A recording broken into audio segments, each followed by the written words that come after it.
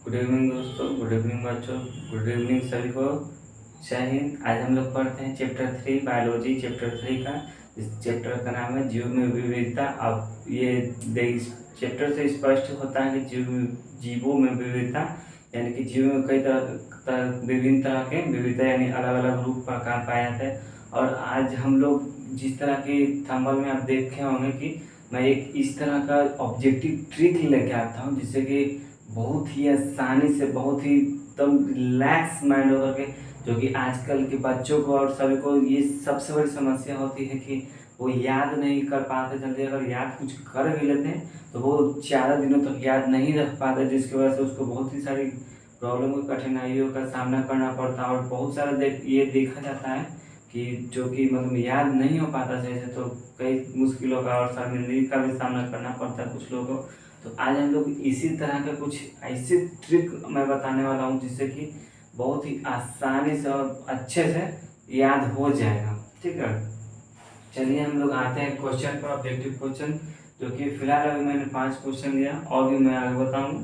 फिलहाल जितना भी मेरे बोर्ड पर आता वो मैं लिख के बताता हूँ ताकि आसानी हो, और बड़ा बड़ा रहने से थोड़ा सा अच्छा लगता है देखने में। ठीक है, तो पहला क्वेश्चन है जीवों को किसने 5 जगत में वर्गीकृत किया। अब वर्गीकृत का मतलब होता है बांटना, एक दूसरे में बांटना। तो 5 तरह का बांटने का यहाँ जिक्र हो रहा है। अब इसको याद किस तरह से करना है, तो जीवों को किसने 5 जगत में बांटा। तो जगत मतलब होता है दुनिया। ठीक है, अब इसको देखें तो आर हिटेकर। अब इसका जो आंसर है वो है आर हिटेकर। अब इसको याद किस तरह से करना है कि हिटेकर मतलब घूम घूम कर पूरे जगत में इसका नाम करवाया है। तो इस तरह से हम लोग याद करेंगे इसका। और दूसरा क्वेश्चन हमारा ये आता है, यूग्लिना को किस जगत में रखा जाता है। तो प्रोटिस्टा। ठीक है, आप किसी को मतलब एक दायरा में एक संस्कार में बड़े से रखा जाता है तो उसको प्रतिष्ठा संस्कार बहुत सी मतलब मायने रखता है। ठीक है, तो जगत में रखा जाता है तो प्रतिष्ठा साउंड लाइक प्रतिष्ठा। प्रतिष्ठा में किसी को रखा जाता है मतलब जगत में अगर किसी को रखना है सही से तो प्रतिष्ठा में रखना होगा, प्रतिष्ठा प्रतिष्ठा। ठीक है, कवक में अभाव होता है क्या, क्लोरोफिल। कवक में अभाव होता है, कमी होता है किसका, क्लोरोफिल। अब इसको याद किस तरह से रखना है, कवक क्लोरोफिल, कैसे कवक कैसे क्लोरोफिल, सिंपल सा है। अब बाकी तो आपको इतना थोड़ा बहुत तो याद रहेगा कि कवक में अभाव होता है तो क्लोरोफिल का इतना तो एक ट्रिक पर है, कवक क्लोरोफिल। अब उतना आपको याद हो जाएगा, 2-3 बार आप लोग जब पढ़ेंगे रिवीजन करेंगे याद हो जाएगा। ठीक है, मशरूम है कवक। अब क्या है इसका याद करने का ट्रिक, तो मशरूम कवक। अब रूम में कब तक रहोगे, कवक कब तक, रूम में मशरूम रूम में कब तक रहोगे। कभी ना कभी खेलने के लिए किसी प्रकार के लिए बाहर निकलना पड़ता है। मशरूम रूम में कब तक रहोगे। ठीक है, अब फिर नेक्स्ट क्वेश्चन बायोफाइटर के अंतर्गत है तो माउस। अब हम लोग ये देखेंगे जो लोग मोटे हो जाते हैं फैटी हो जाते हैं, बायोफाइटर फाइटी फाइट, इसको इस तरह से याद रख सकते हैं, बायोफाइटर माउस यानी कि मास के कारण बायोफाइट यानी कि फाइट हो जाता है, तो इसको इस तरह याद करेंगे। ठीक है, चलिए कुछ और क्वेश्चन देख लेते हैं। नेक्स्ट क्वेश्चन है हमारा, इनमें कौन संभावनी पौधा है, तो फर्न। आप इसको किस तरह से याद करना है, संभावनी जो बहुत सारा चीज दुख तकलीफ को सहता है उसी में सबसे ज़्यादा फल पाया जाता है पौधों में। अब इंसानों में देखा जाए कि जो ज़्यादा सहन शक्ति होता है किसी चीज़ में, वो किसी चीज़ को ज़्यादा बढ़िया से समझता है, सहन सहन करता है उस चीज़ को, तो उसका फल जरूर मिलता है। तो इसको याद करने के लिए संभावनी पौधा है मतलब सहता है फल, फल को फल।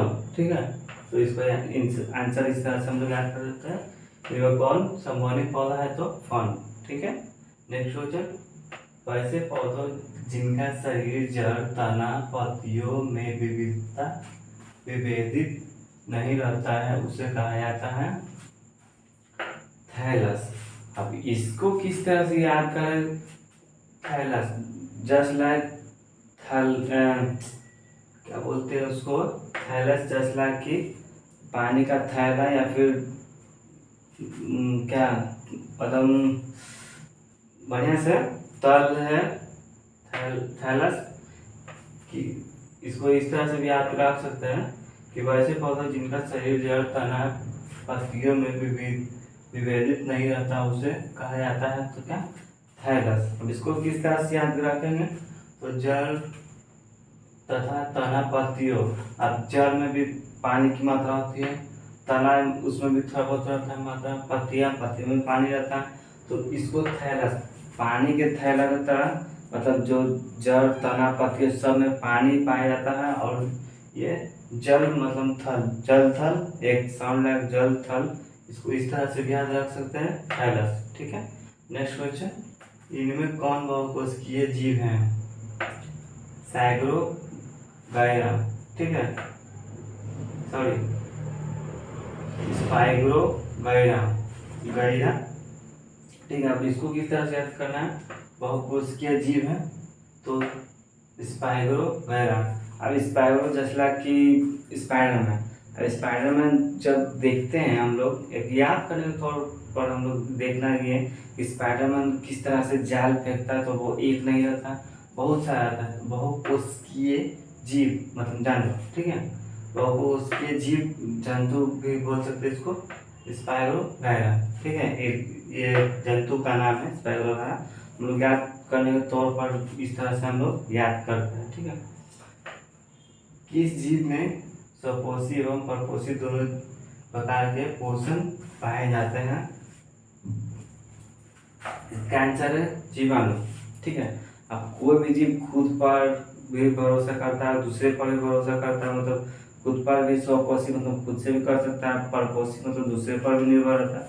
अब वो कैसा होता है तो जीवाणु, ठीक है, जो जीवन के लिए खुद पर और दूसरे पर निर्भर करता है। जीवाणु जीवन जीने के लिए दूसरों पर और खुद पर निर्भर करता है, उसी को कहते हैं जीवाणु, ठीक है। इस जीव में स्वपोषी एवं परपोषी दोनों प्रकार के पोषण पाए जाते हैं तो जीवाणु। अब आप लोग इसको 2-3 बार पढ़ेंगे भी ना नॉर्मल तो आप लोग को याद हो जाएगा बढ़िया से। नेक्स्ट क्वेश्चन देख लेते हैं, इनमें कौन पुष्पीय पौधा है तो एंजियोस्पर्म, ठीक है। अब इसको किस तरह से याद करेंगे? पुष्पीय पौधा है। अब पुष्पीय पौधा अगर मान के चलिए कि एंजियोस्पर्म है, ठीक है, आपको एनजीओ, अब एनजीओ का कोई पौधा की तरह या फिर कमल के फूल की तरह या फिर किसी तरह का पुष्पीय मतलब लोटस कमल हो गया या फिर रोज चाहे किसी तरह का हो गया, वो एक एनजीओ के साथ। अब इसको हम सीधा से याद इस तरह से रख सकते हैं कि एक एनजीओ जो बीजेपी है भाजपा, ठीक है, उसको अगर हम एनजीओ मान के चले तो वो पुष्पीय मतलब एक कमल का फूल पुष्प का उसका चिन्ह है, ठीक है। तो इनमें कौन पुष्पीय पौधा? एंजियोस्पर्म, ठीक है। चलिए हम लोग नेक्स्ट क्वेश्चन की तरफ बढ़ते हैं, देखते हैं नेक्स्ट क्वेश्चन हमारा क्या रहता है। 11 नंबर क्वेश्चन है, किस विभाग के पौधों को पादप वर्ग का उभयचर कहा जाता है? बायोफाइटा, ठीक है। अब इसको किस तरह से याद करना है?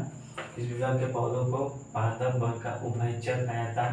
उभयचर फाइटा फाइटा मतलब फाइट, चर्बी जब बढ़ जाता है तो क्या होता है? फाइट बढ़ जाता है। हम इस तरह से लोग इसका बायोफाइटा फाइटा मतलब चर्बी जब बढ़ जाता है तो फाइट बढ़ जाता है, ठीक। किस प्रकार के पौधों की पत्तियों में समानांतर सिरा विन्यास रहता है? एक भी जपत्रिक, ठीक है, जपत्रिक, सॉरी जपत्रिक, ठीक है। तो इसको किस तरह से याद करेंगे? पत्तियों में समानांतर सिरा विन्यास रहता है। अब किसी का मान के चले कि व्यास मतलब विन्यास सिरा, अब सिरा को अब मान के चले एक बीज जपत्री मतलब एक बीज अगर हम जमीन में रोप देते हैं तो उसका सिरा बढ़ने लगता है, ठीक है। तो एक सिरा को मतलब जन्म देने के लिए या फिर उगाने के लिए बीज ही काफी है। तो ये क्या सिरा विन्यास रहता है क्या? एक भी जपत्री, ठीक है, जपत्री, ठीक है।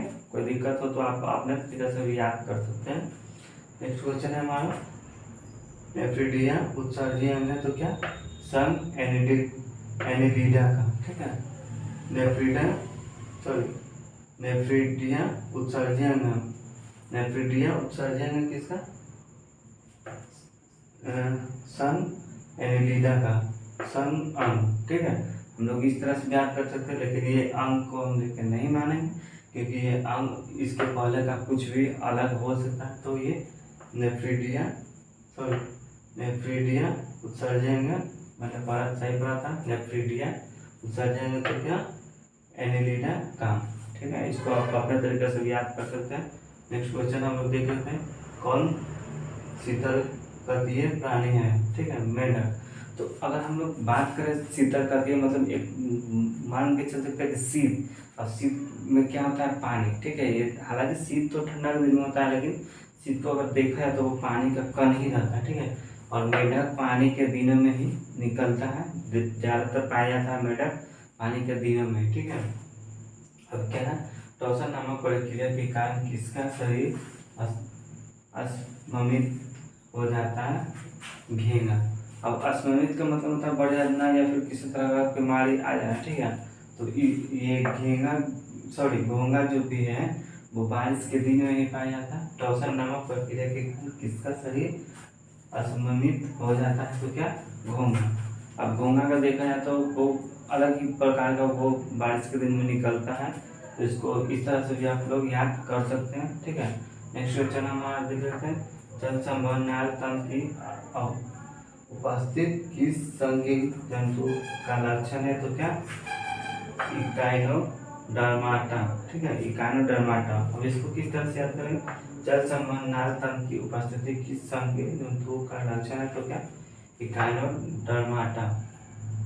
इसको याद भी करना उसी तरह का, मतलब आप अपने तरीके से कुछ याद कर सकते हैं। ठीक है, इसका इस तरह के जंतु का लक्षण, अब लक्षण, अब हम जब इसको याद करने की कोशिश करें तो क्या, जल संवहन नल तंत्र की उपस्थिति किस संघ के जंतु का लक्षण है, लक्षण इकाइनोडर्माटा। अब इस तरह से हम लोग पढ़ सकते हैं कि लक्षण जो है ना एक तरह का नहीं रहता, किसी इंसान में लक्षण बहुत तरह का पाया जाता है। ठीक है, तो आप लोग आई होप सब कुछ समझ में आया होगा, आप लोग को उम्मीद करते हैं कि कुछ अच्छे से समझ में आएगा। नेक्स्ट क्लास में हम कोशिश करें कि इससे बढ़िया तरीके से भी आप लोग को समझाया, ताकि याद करने में और आसानी हो, आप अपने तरीके से कुछ अपना के आप लोग याद रख सकते हैं। तो थैंक यू सो मच पूरा वीडियो देखने के लिए, और हमारे साथ जुड़े रहने के लिए धन्यवाद। और इसी तरह का वीडियो हम आगे लाते ही रहेंगे। बहुत बहुत धन्यवाद, जय हिंद।